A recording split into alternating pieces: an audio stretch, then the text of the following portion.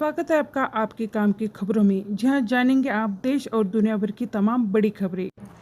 अब दिल्ली में हर corona positive व्यक्ति को 5 दिन क्वारंटाइन सेंटर में रहना होगा, आदेश जारी।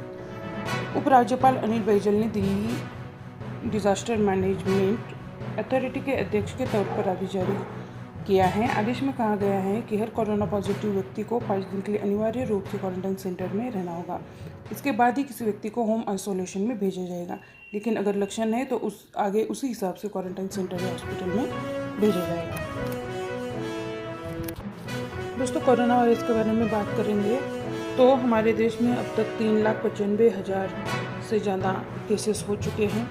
सबसे ज़्यादा महाराष्ट्र में वो 1 लाख से ज़्यादा है, 1,24,331 हैं। वही डेट जो है 5,893 हैं। उसके बाद में नंबर आता है, उसके बाद में तमिलनाडु, दिल्ली आदि हैं। आप चाहे तो स्क्रीन को पॉज करके ये पढ़ सकते हैं।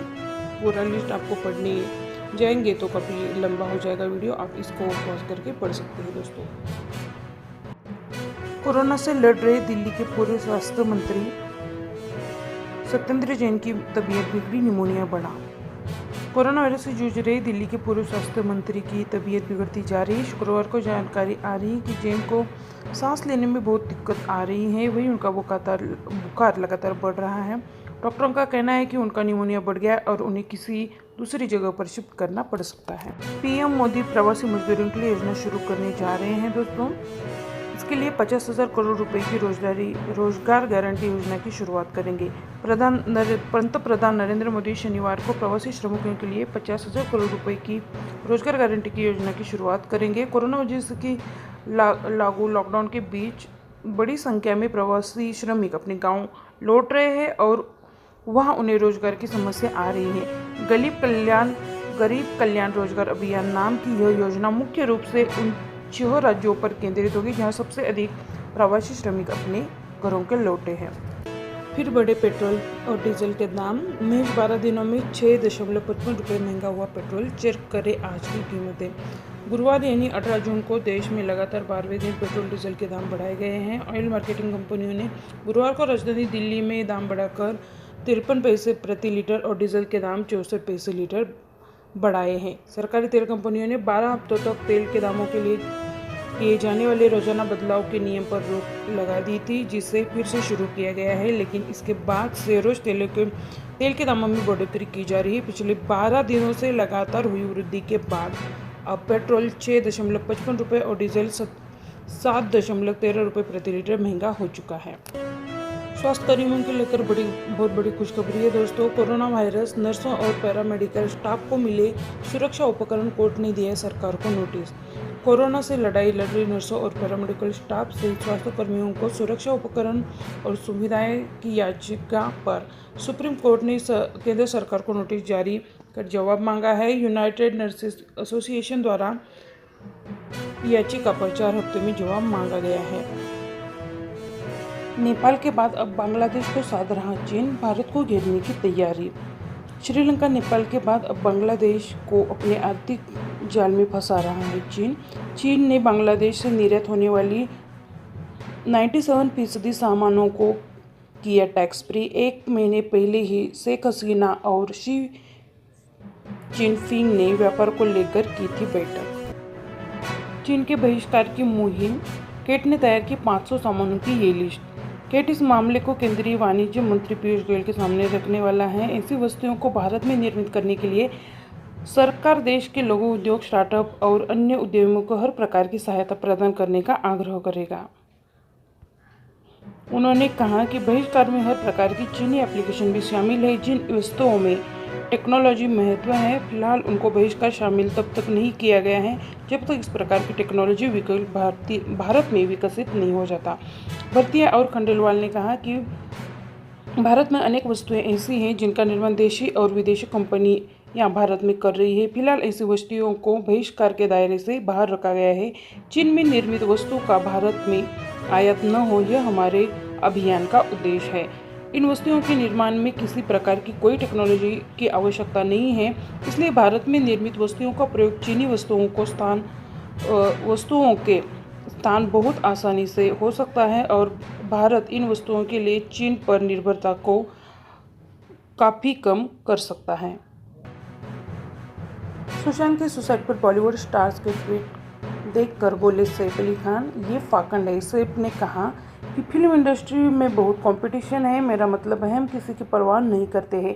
ये कहना आप परवाह करते हैं एक चरम पाखंड है और मुझे लगता है कि जाने वाली का अपमान है, उस आत्मा का अपमान जो अब इस दुनिया में नहीं है।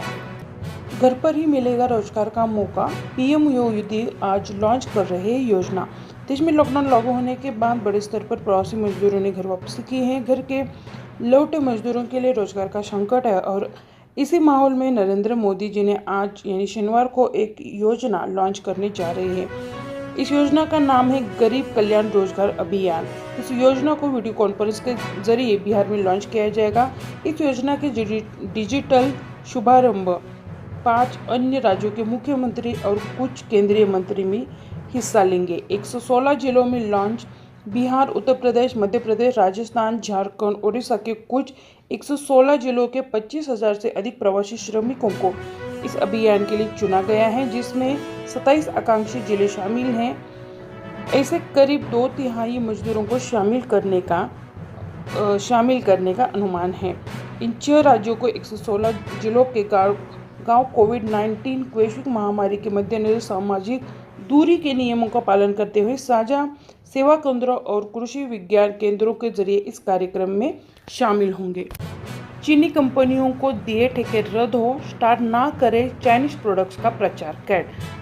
कैट ने भारतीय सैनिकों पर जो हमला हुआ था उस हमले की निंदा करते हुए कहा कि देश के व्यापारी लद्दाख में LAC की ताज़ा घटनाक्रम से काफ़ी आक्रोशित है। कैट ने चीनी उत्पादों का बहिष्कार और भारतीय वस्तुओं को बढ़ावा देने वाले राष्ट्रीय अभियान को अधिक तेज करने का फैसला लिया है। केंद्र सरकार कैट ने सरकार से चीनी कंपनियों के दिए गए ठेकों को तुरंत रद्द करने और भारतीय स्टार्टअप में चीनी कंपनियों द्वारा निवेश को वापस करने के नियम बनाने जैसे कुछ तत्काल कदम उठाने का भी आग्रह किया है, ताकि भारतीय सैनिकों के खिलाफ चीन के अनैतिक और बर्बरतापूर्ण व्यवहार का सख्ती से जवाब दिया जा सके। घर पर ही मिलेगा रोजगार का मौका, पीएम मोदी आज लॉन्च कर रहे हैं योजना। देश में लॉकडाउन लागू होने के बाद बड़े स्तर पर प्रवासी मजदूरों ने घर वापसी की है। घर के लौटे मजदूरों के लिए रोजगार का संकट है और इसी माहौल में नरेंद्र मोदी जी ने आज यानी शनिवार को एक योजना लॉन्च करने जा रहे हैं। इस योजना का नाम है गरीब कल्याण रोजगार अभियान। इस योजना को वीडियो कॉन्फ्रेंस के जरिए बिहार में लॉन्च किया जाएगा। इस योजना के डिजिटल शुभारंभ 5 अन्य राज्यों के मुख्यमंत्री और कुछ केंद्रीय मंत्री में हिस्सा लेंगे। 116 जिलों में लॉन्च। बिहार, उत्तर प्रदेश, मध्य प्रदेश, राजस्थान, झारखंड, ओडिशा के कुछ 116 जिलों के 25,000 से अधिक प्रवासी श्रमिकों को इस अभियान के लिए चुना गया है, जिसमें 27 आकांक्षी जिले शामिल हैं। ऐसे करीब 2/3 मजदूरों को शामिल करने का अनुमान है। इन 6 राज्यों को 116 जिलों के गांव कोविड-19 वैश्विक महामारी के मद्देनजर सामाजिक दूरी के नियमों का पालन करते हुए साझा सेवा केंद्रों और कृषि विज्ञान केंद्रों के जरिए इस कार्यक्रम में शामिल होंगे। सरकार मात्र ₹1 में बेच रही है सैनिटरी नैपकिन, जन औषधि केंद्र से खरीदे। सामाजिक अभियान के तहत देश भर में 6,300 से अधिक प्रधानमंत्री भारतीय जन औषधि केंद्रों में सैनिटरी नैपकिन महज ₹1 में मिल रही हैं। ऐसे नैपकिन की कीमत बाजार में ₹8 प्रति पैड तक है। 27 अगस्त 2019 को ये घटकर ₹1 कर दी गई थी, जिसके बाद से 10 जून 2020 तक केंद्रों के जरिए 3.43 करोड़ से अधिक पैड बेचे जा चुके हैं। नोएडा में फैक्ट्रियों का फैसला नहीं करेंगे चीनी सामान का इस्तेमाल।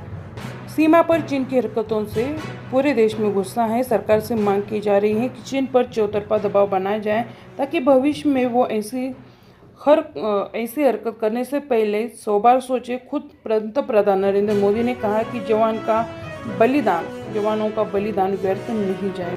चीनी ऐप को लेकर यूपी एसटीएफ का कर्मचारियों को आदेश। टिकटॉक, यूसी ब्राउज़र और हेलो समेत 52 चाइनीज ऐप तुरंत हटाए। एसटीएफ के सभी कर्मचारी अपने और अपने परिजनों के मोबाइल से चीनी ऐप हटाएंगे। इस संबंध में यूपी एसटीएफ की ओर से एक आदेश जारी किया गया है। इसमें कहा गया है कि समस्त अधिकारी और कर्मचारियों को आदेश दिया जाता है कि वह अपने परिजनों के मोबाइल फ़ोन से एंड्रॉयड ऐप तत्काल हटा दें। गृह मंत्रालय द्वारा इन ऐप को इस्तेमाल न करने की सलाह दी गई है। यह सभी ऐप जो है चाइनीज़ है और इनके द्वारा आपके मोबाइल से आपका व्यक्तिगत एवं अन्य डेटा चुराने की भी संभावना है।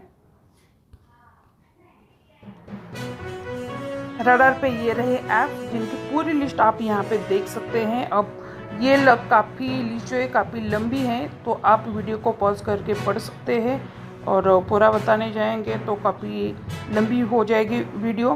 तो इनमें से कुछ खास आपको बताते थे। इसमें टिकटॉक है, वीगो है, बिंगो लाइव है, WeChat, SHAREit, UC news, UC browser, beauty plus, gender, club factory, hello, like, ऐसे कई सारे ऐप्स हैं जिसमें से आपके पास भी हो सकते हैं ये।